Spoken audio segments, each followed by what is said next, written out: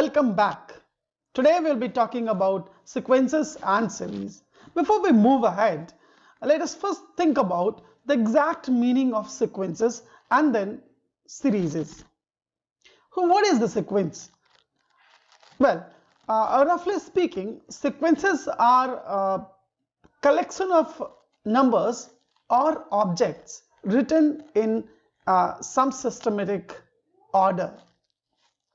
For example, let's have a collection of numbers 5, 10, 15, 20, 25 and so on and so forth, and very easily we can conclude with this collection of number, and the conclusion is that each of the number is basically the 5 times the placing of that number. That means the first number is 5 multiplied by 1, the second one is 5 multiplied by 2, the third one is 5 multiplied by 3, fourth one is 5 multiplied by 4, fifth one is 5 multiplied by 5, and so we can say that the nth one is an, and which is going to be 5 multiplied by n.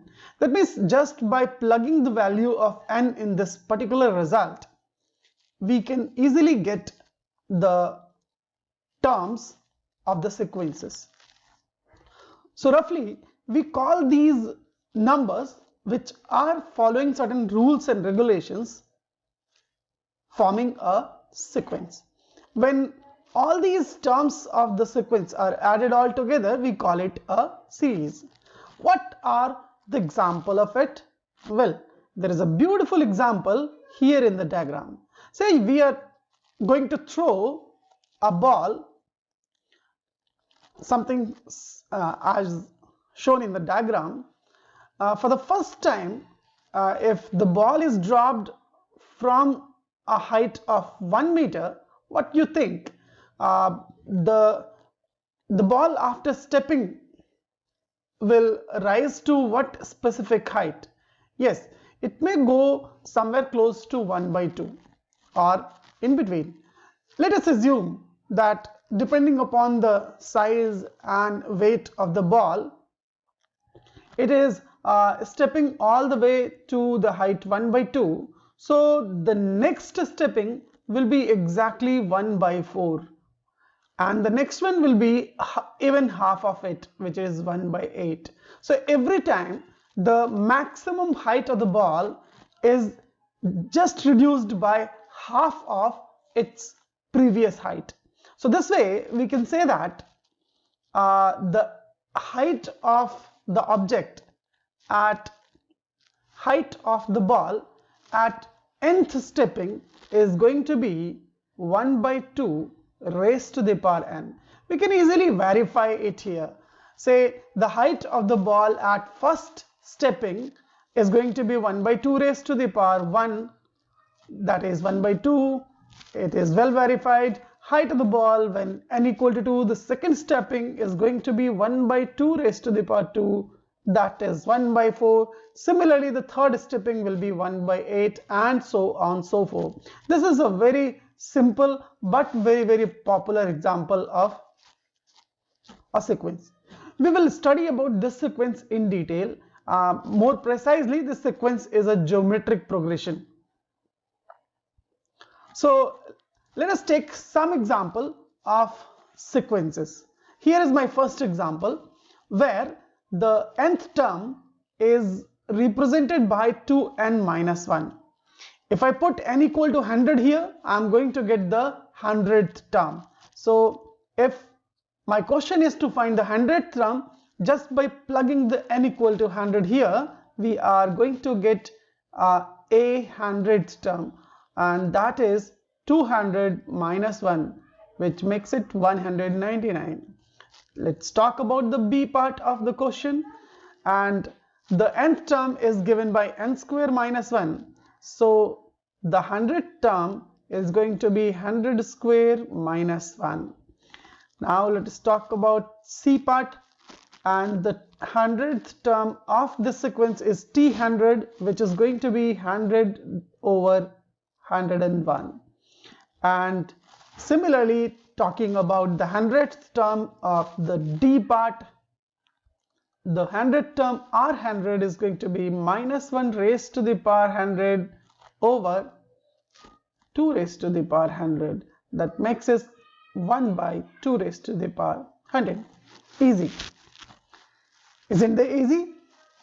Very right. Let us now move for the next example. In my next example, I'm going to ask you the nth term of a sequence, where the first few terms of the sequence is given like this. Here we have to observe the exact pattern of these terms, right? So let us talk about this first term. The terms are 1 over 2, 3 over 4, 5 over 6, 7 over 8, and we have to find the nth term of it. You can just pause the video and think about the pattern of these numbers. Right. Now, hope you have got the answer. Let us discuss it quickly. Here, each of the term is having a numerator and one denominator. Looking at the denominator, we are getting that the denominator is following a pattern 2, 4, 6, 8 and so on and so forth. So the denominator of the nth term is going to be 2n, isn't it? So the numerator of the term is just one lesser than the denominator. So we can say that it's 2n minus 1. And this is the easiest way to express the nth term of this part. Talking about the solution of second question, every term is a multiple of minus 2 from the previous term. So that way we can say that it's minus 2 raised to the power 1, minus 2 raised to the power 2, minus 2 raised to the power 3 and so on and so forth. So nth term for this part is going to be minus 2 raised to the power n. Easy. Now when we have learnt the exact meaning of sequences and we observed how to get the nth term of a sequence, let us talk about a very popular progression called arithmetic progression. A progression in which difference of any of the two consecutive terms is constant is basically known as an AP. The very first example of our discussion, that was 5, 10, 15, 20 and so on and so forth, was basically an AP, right? So we can generalize an AP in the following way. If we start with the number A, the next number must be some constant times, some constant in addition to the previous term. Let us assume that constant as D.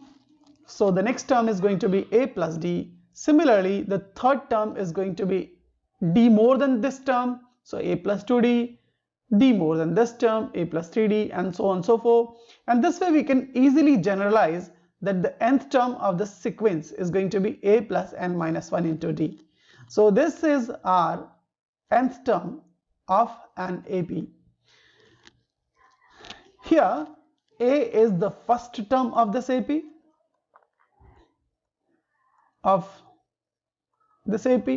and D is the common difference, that specific constant difference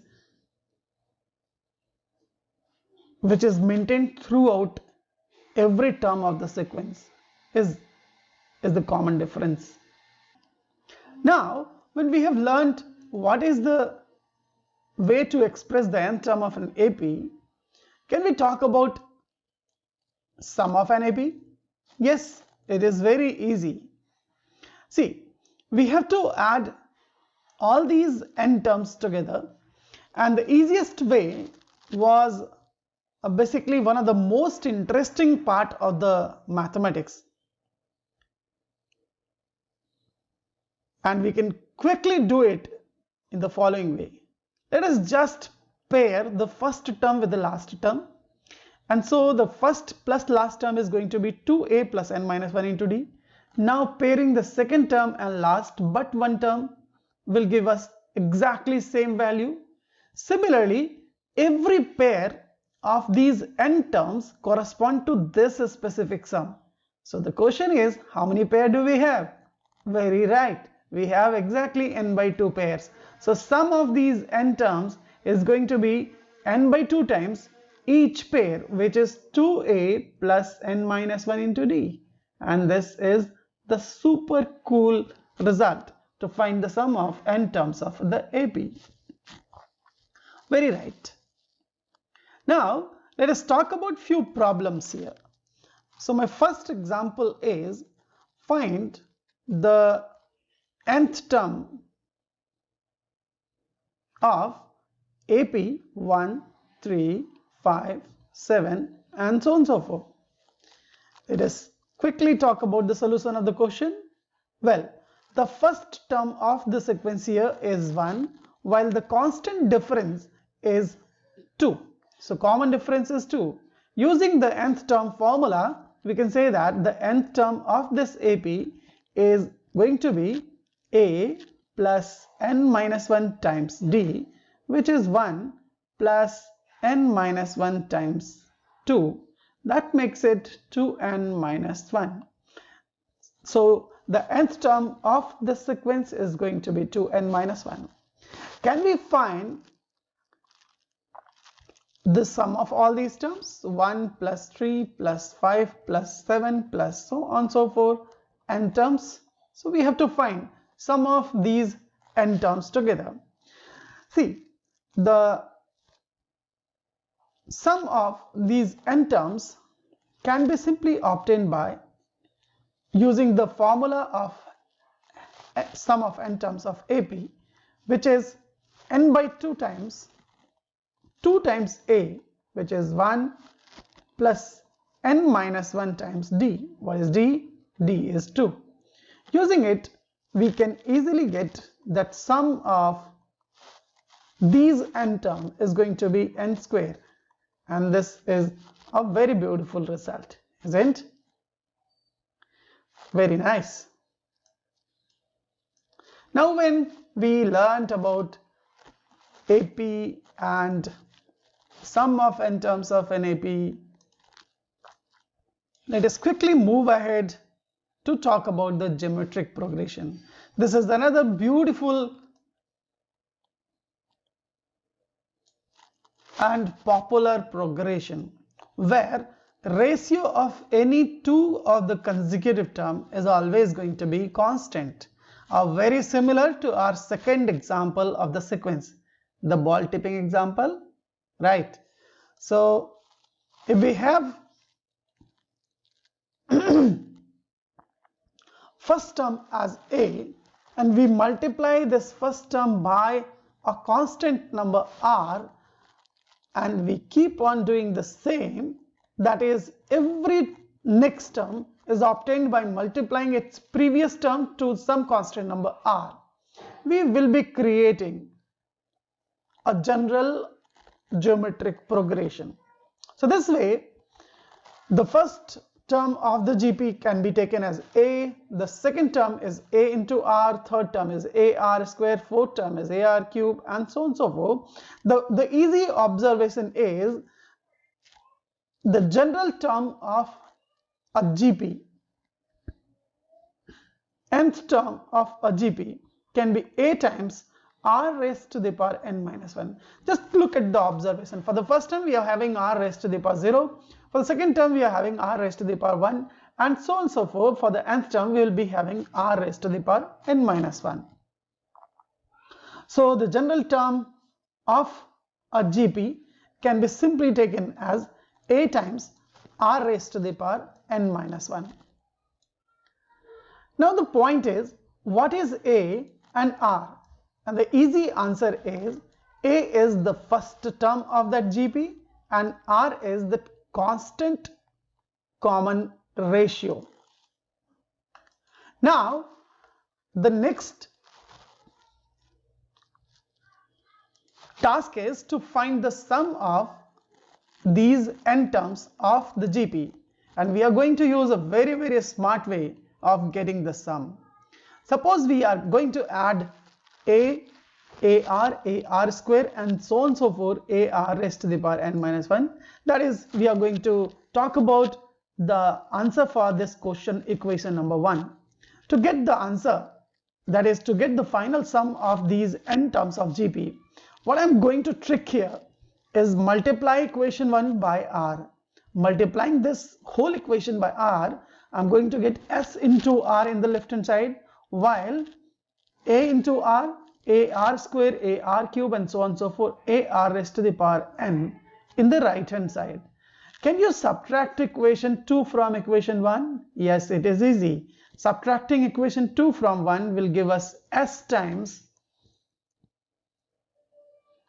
S minus SR in the left hand side, while in the right hand side we are going to get a very beautiful thing happening, that is many of the terms are going to get cancelled.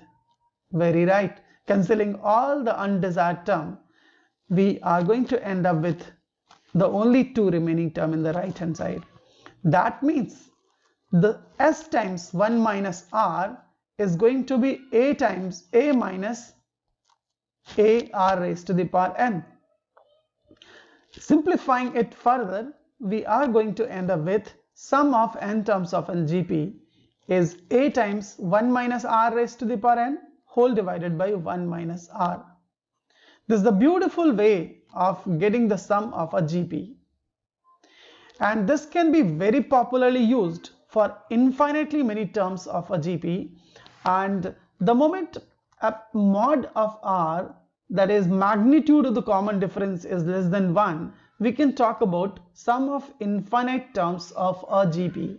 Very right. So what is the condition? When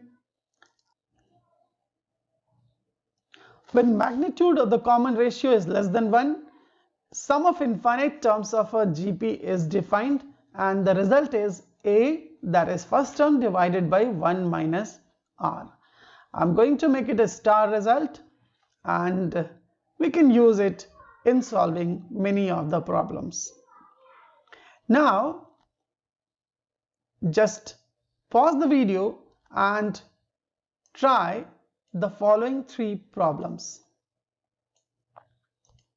You have tried it. Very right.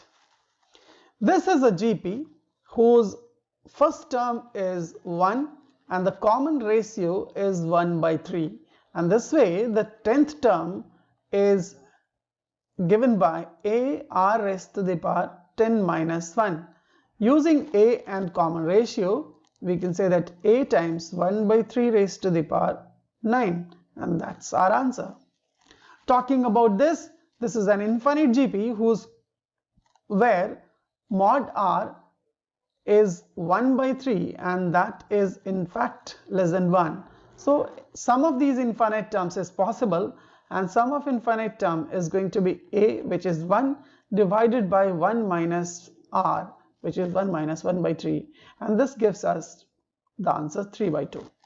Talking about the next and the last term, we have to find the sum of infinite term of this GP, and the sum is going to be given as 1 by 4. So this way the sum is going to be 1 by 1 minus x, and as it is 1 by 4, we have to solve it to get the value of x. Remember, x is the common ratio of this GP. So we are beginning with the assumption that modulus of the common ratio is less than 1. But after solving it, we are going to get x equal to minus 3.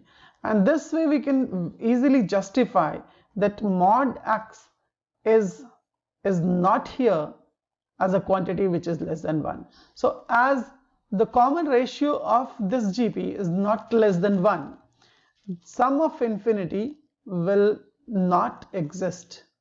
So there is no possible value of x. No value of x is our answer.